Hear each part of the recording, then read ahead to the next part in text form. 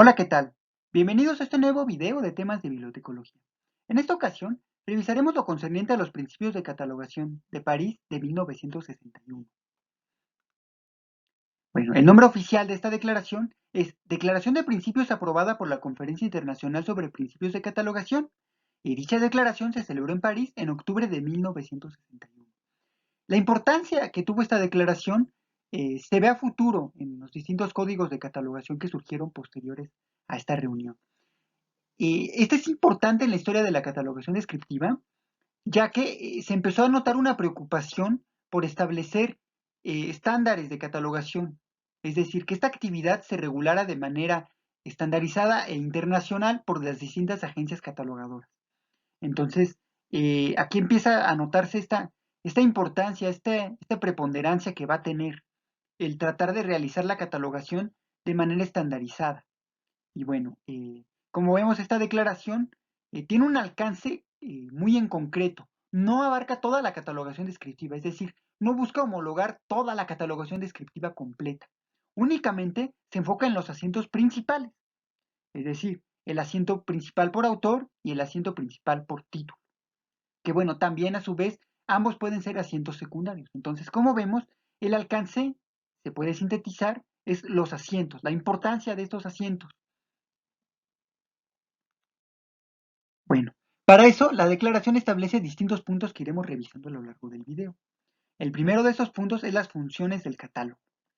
Y estas funciones del catálogo servirán para determinar si la biblioteca posee un libro según autor y título, algún sustituto de estos mencionados anteriormente, es decir, un sustituto de autor o título, y ediciones de una determinada obra. Hay que situarnos en la época, estamos en 1961.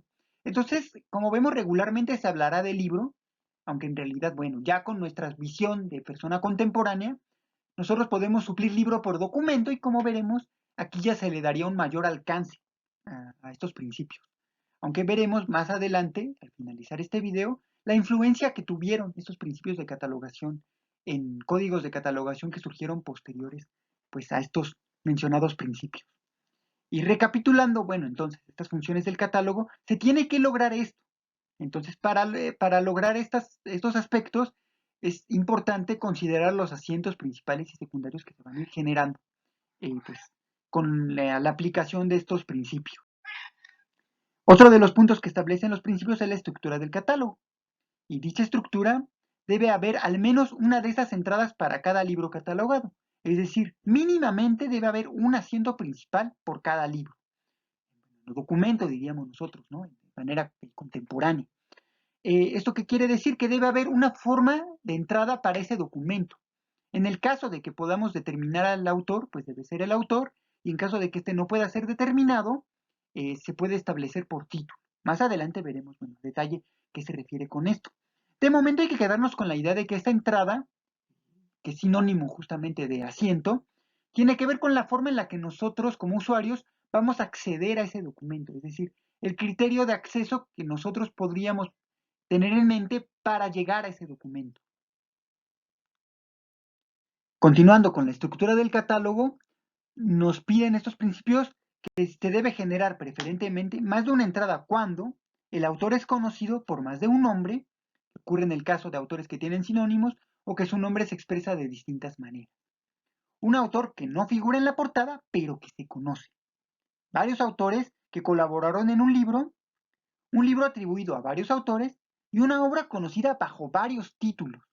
Como vemos aquí, el catálogo ya empieza a dibujar cierta estructura en cuanto a asientos principales, asientos secundarios y referencias, que es justamente lo que les comentaba y que vemos aquí a detalle en las clases de entrada.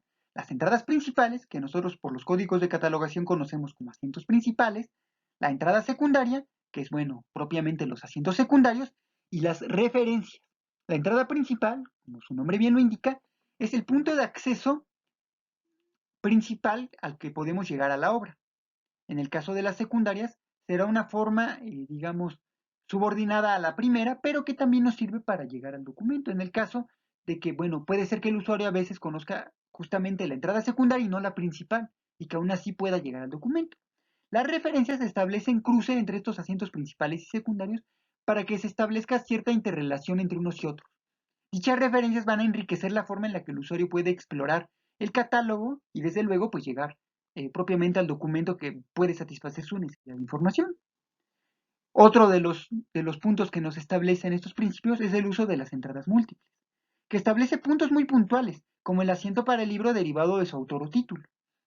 En este caso hay que revisar el autor y el título de nuestro documento para saber qué punto de acceso principal va a tener el documento. Encabezamientos uniformes. Nos pide aquí uniformidad. Habrá casos en los que los títulos se conozcan de distintas maneras e igual el autor se conozca con distintos nombres. Tenemos que homologar esto con encabezamientos uniformes y generar a su vez entradas secundarias y referencias que permitan el acceso a estos encabezamientos uniformes y por tanto el acceso propiamente al documento.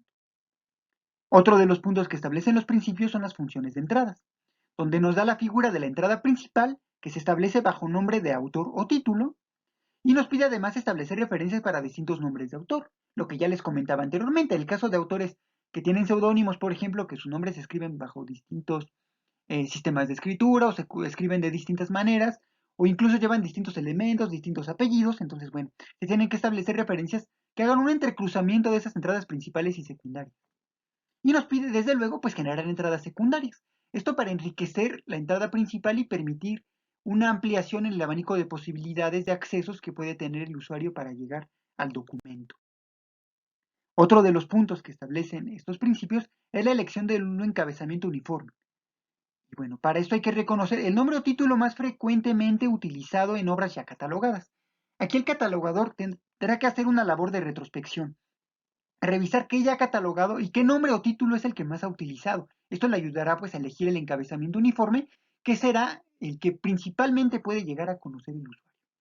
Y bueno, otro de los puntos que nos dice justamente este elemento es preferir la lengua original, ya sea del nombre o del título. Habrá casos, por ejemplo, en el que vemos acá de Romeo y Juliet, que está en el idioma inglés, se debería preferir entonces Romeo y Juliet a Romeo y Julieta. Pero bueno, aquí hay un choque de criterios porque podríamos decir que nuestro usuario quizá conozca más, en el caso, por ejemplo, si fuera hablante del idioma español, que conozca más Romeo y Julieta y no Romeo y Julieta. Entonces, bueno, aquí puede haber cierto choque, pero eso se resolvería entonces con las referencias. Estableceríamos una referencia de Romeo y Julieta haciendo un envío a Romeo y Julieta. Entonces, como vemos aquí, la idea es que no se pierda información y que el usuario pueda explorar adecuadamente el catálogo. Autor personal único es otro de los puntos que cabe destacar de los principios y nos dice entonces, nos establece más bien esta figura de un autor único. Esto ocurre cuando hay un único autor, es decir, un solo autor crea una obra. En este caso, el asiento principal es por el mencionado autor y se genera un asiento secundario por el título de la obra de este autor. Tenemos también entrada bajo entidad corporativa. Y cabe recordar entonces que una entidad corporativa es este conjunto de personas que generan una corporación, que generan una empresa, una persona moral, podríamos decir. Entonces, bueno, dicha persona moral va a generar una obra que es reflejo de la conciencia colectiva de los integrantes de dicha corporación. Para el caso de obras generadas por grupos de personas, pues se establecen dichas entradas y nos pide entonces estos principios preferir la forma oficial del nombre. Habrá formas oficiales y habrá distintas variantes. Para eso están las referencias y los asientos secundarios. Si está en varias lenguas, se puede elegir la mejor para el usuario. En este caso, bueno, hay que tratar de descubrir cuál será la que el usuario podría buscar con mayor frecuencia. Aquí nuevamente no se pierde información porque se establecen referencias y asientos secundarios. Si el nombre ha variado, se deben utilizar referencias para indicar estas variaciones del nombre. Y cabe señalar también que leyes y publicaciones gubernamentales se asientan bajo el país. Es decir, aquí el país, como tal, que establece dicha legislación y publicación gubernamental, se vuelve como una especie de empresa, una especie de corporación que genera dichos documentos.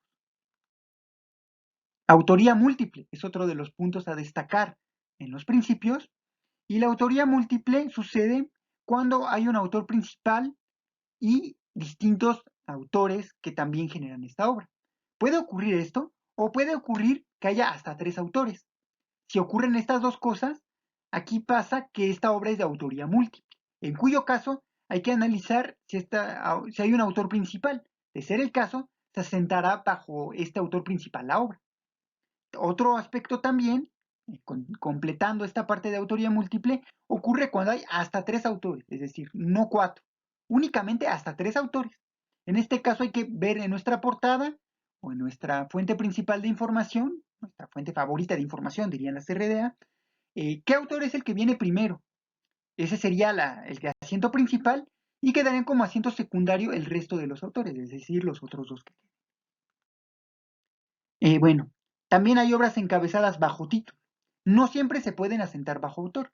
Veamos en qué caso se coloca el título como asiento principal. Esto ocurre en los casos que les mencionaré a continuación. Esto ocurre con obras con autores sin determinar. Hay veces en las que en la obra no podremos determinar el autor porque la obra no viene firmada o simplemente no se indica por ningún lado quién es el autor de esta obra y no se puede determinar de ninguna manera. En ese caso, pues se tendrá que asentar bajo título. Cuando hay más de 3 autores, es decir, en el caso que veíamos anteriormente de autoría múltiple, eso ocurre cuando hay hasta 3 autores. Cuando ya hay un cuarto autor, se asentaría ya bajo título. Es importante esta parte en especial porque como vemos eso se retomaría por ahí en las reglas de catalogación angloamericanas y es parte fundamental de esta regla de 3, como se le conoce en el argot, digamos, de la catalogación, y que empezó a cobrar importancia para estilos bibliográficos y para códigos de catalogación. Es muy importante ver que estos principios sí tuvieron un alcance más allá de, bueno, de lograr esto. Digamos que en el argot de los catalogadores se tiene esta concepción de cuando hay hasta 3 autores, que se generan lo de la autoría múltiple y el asiento bajo título. Entonces aquí es importante reconocer esto y ver cómo trascendió este punto a futuro. Bueno, continuando con esto, también se asientan bajo título colecciones con obras de varios autores con un título colectivo. El caso de compilaciones, por ejemplo, si tuviéramos una compilación, se me ocurre, por ejemplo, de cuentos en las que hay 20 cuentos y esos 20 cuentos tienen autores distintos cada cuento, entonces, bueno, aquí no se podría asentar más que por el título colectivo que se genera a partir de la edición de esta compilación como tal de cuentos, de esta colección de cuentos, propiamente en el caso del ejemplo. También ocurre este encabezamiento bajo título con obras conocidas más por su título que por su autor. Habrá casos en los que, pues sí, el título trasciende incluso al autor y a veces el autor pasa a un segundo término o no es muy conocido bajo este autor. Entonces, bueno, este es otro de los puntos que nos establecen los principios. Además, para el caso de obras con asiento principal de autor, el asiento secundario es el título. Lo que ya veíamos anteriormente, bueno, habrá casos en el que si el asiento principal es el autor, el título siempre va a quedar, si no es principal, es secundario. Hay que tener, bueno, esto en mente. Y además nos establece que el encabezamiento uniforme es el original o el más usado, que es lo que veíamos en el caso de Romeo and Juliet, que ya les mencionaba anteriormente. Bueno, finalmente nos establece otro de los puntos que es el término de encabezamiento de nombres personales. Cuando un nombre de autor se conforma por varias palabras, estas deben ser las del idioma de dicho autor o el generalmente más utilizado. Hay casos en los que, bueno, el nombre del autor es una palabra más bien, no es un nombre como tal, como lo conoceríamos, con nombre y apellido, ¿no? Sino que es una palabra. Entonces esta palabra puede cambiar en los distintos idiomas y conocerse de distinta manera según el idioma. Aquí es importante tratar de que sea el idioma del autor y si no, pues tratar de utilizar el más utilizado. Esto nuevamente aquí no nos dice que tengamos que contemplar lo que preferiría el usuario, pero aquí deja a criterio del catalogador que sí se puede utilizar esto y que más bien aluda al que podría ser más funcional, digamos, para el usuario. Bueno, esta funcionalidad no se cristalizaría hasta los modelos de catalogación que llegarían muchos años después de los principios de París. Bueno, ¿qué legado nos traen los principios de París? Primero, es un primer intento por lograr acuerdos internacionales para catalogar. Bastantes de esos principios de París, los códigos de catalogación, pues sí se trataba de que tuvieran un alcance más allá de la biblioteca que los creaba, pero no había esta noción de que tuvieran un alcance mundial.